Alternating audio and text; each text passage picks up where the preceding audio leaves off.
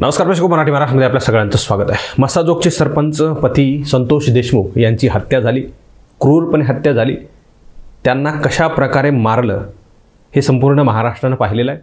काळीज पिटाळून टाकणारी ही सगळी घटना आणि गोष्ट आहे। संतोष देशमुख यांना मारल्यानंतर मारेकऱ्यांनी आणखी 3 जणांना रडारवर धरलेलं आहे असं सुद्धा बोललं जात आहे। ज्यावेळी सुरेश धस त्या ठिकाणी गेले त्यावेळी सुरेश धसांना तिथल्या जमावातील लोकांनी म्हणजे सांत्वनपर भेटीला त्या ठिकाणी सुरेश धस गेले होते। संतोष देशमुख यांच्या कुटुंबियांची भेट घेऊन त्यांना विचारपूस आणि त्यांना धीर देण्यासाठी सुरेश धस त्या ठिकाणी गेले होते। त्यानंतर उपस्थित नागरिकांनी आणि संतोष देशमुख यांच्या संबंधित नातेवाईकांनी काही धक्कादायक आणि संतापजनक खुलासे केलेत। सुरेश धसांना त्यांनी सांगत असताना सांगितलं की संतोष देशमुख यांची हत्या झाली, त्याचबरोबर आणखी 3 जणांची हत्या ते करणार आहेत।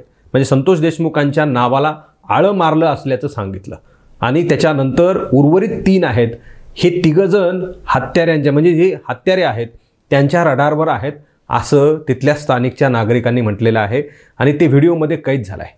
व्हिडिओमध्ये त्यांनी काय म्हटलंय हे आपण पाहणारच आहोत।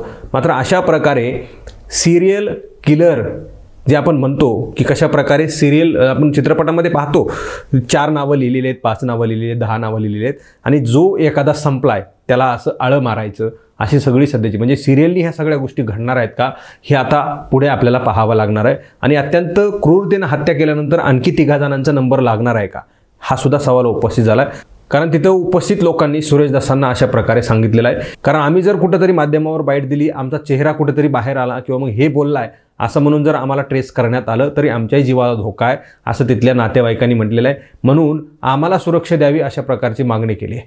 संतोष देशमुख यांच्या कुटुंबियांना तर सुरक्षा द्यावीच अशा प्रकारची मागणी केलीच आहे, सुरक्षा आहेत। मात्र दुसरीकडं आसपासच्या म्हणजे ज्या संतोष देशमुखांच्या नातेवाईकांना जो कोणी मदत करतील त्यांच्यावर सुद्धा दाद धरून किंवा मग त्यांना सुद्धा मारहाण केली जाईल किंवा मग त्यांच्यासोबत सुद्धा वेगळं कृत्य केलं जाईल असा संशय जे आहे तो तिथल्या लोकांनी व्यक्त केलेला आहे।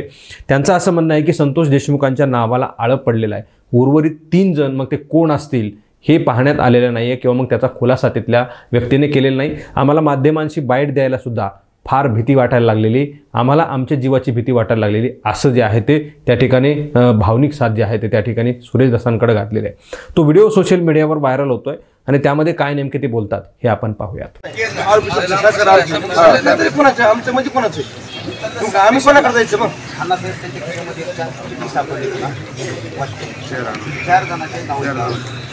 आणखी 3 जणांचा जीवाला धोका आहे।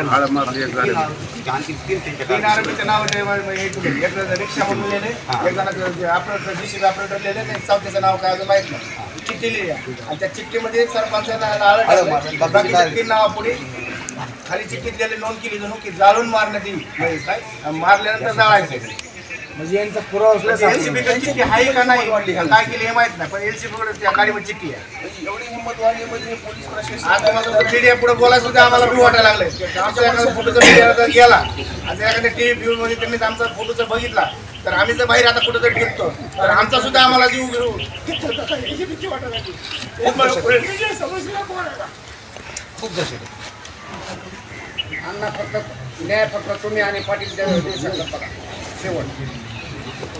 तर अशा प्रकारचा हा व्हिडिओ आहे आणि त्यामध्ये सुरेश धसांकडे मागणी केली की आम्हाला सुद्धा भीती वाटायला लागलेली आहे आणि खरंच संतोष देशमुखांच्या नावाला आळं घातलंय आणि त्याच्यानंतर आणखी 3 संपवलं जाणार असेल तर ते नेमके कोण आहेत आणि त्यांची नावं जर समोर आली तर ठीक, आणि आता त्यांच्यावर अशा प्रकारचा प्रसंग येतो की काय असं वाटायला चान्स मिळतो, असा वाव मिळतो। कारण सध्याची परिस्थिती तशी आहे, क्षुल्लक कारण सांगितलं जातं आहे, पवनचक्कीचा वाद आहे सांगितलं जातं, मात्र अशा प्रकारे निर्घृण हत्या केली जाते की या हत्येचा काय नेमका प्रकार आहे लोकांना समजावे आणि लोकांना कळावं की आमच्या नादी लागायचं की नाही लागायचं आणि दहशत निर्माण करण्यासाठी हा सगळा प्रकार केला आहे का आणि पुढच्या 3 जणांना कसं रडारवर घेण्यात आलेलं आहे, त्यांना खरंच संपवलं जाणार आहे का हे सुद्धा पाहावं लागणार आहे।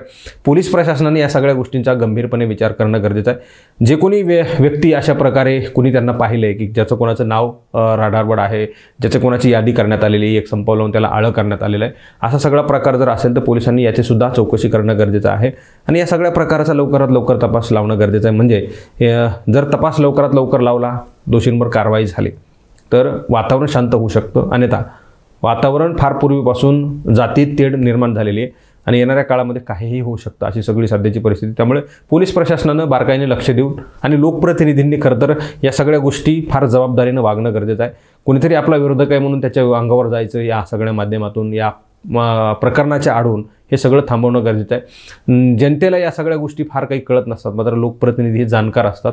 अशा घटना घडलेल्या आणि अनेक काही प्रकरणं त्यांच्या डोळ्यासमोर नजरेसमोर आणि त्यांच्या कार्यकाळामध्ये घडलेले असतात. कुठं काय जबाबदारीने बोलायचं कुठं काय बोलायचं हे सगळं नेत्यांना माहीत असतं. त्यांनी सुद्धा जबाबदारीने स्टेटमेंट करणं गरजेचं आहे. लोकांना कळत नसतं मात्र नेत्यांना कळत असतं आणि माध्यमामधून नेते काय बोलतात हे सुद्धा लोक ऐकत असतात. त्यांच्या बोलण्यावरून आणि बोलण्याने काही फरक पडत असतो, परिणाम घडत असतो. त्यामुळे जबाबदारीने स्टेटमेंट करणं गरजेचं आहे आणि पोलीस प्रशासनानं कुठल्याही प्रकारची संधी न दवडता या प्रकरणामध्ये तपास करून सगळ्या गोष्टी व्यवस्थित सुरळीत करणं गरजेचं आहे. या सगळ्या गोष्टीवर तुम्हाला काय वाटतं मित्रांनो, तुम्ही कमेंट बॉक्समध्ये प्रतिक्रिया द्या. हा व्हिडिओ तुम्हाला आवडला असेल तर जास्तीत जास्त शेअर करा. चॅनलवर तुम्ही नवीन असाल तर चॅनल सबस्क्राईब करा, बेल आयकॉन प्रेस करा. हा व्हिडिओ तुम्ही फेसबुकच्या प्लॅटफॉर्मवर पाहत असाल तर तिथं सुद्धा फेसबुकच्या पेजला लाईक करा, फॉलो करा, शेअर करा. धन्यवाद.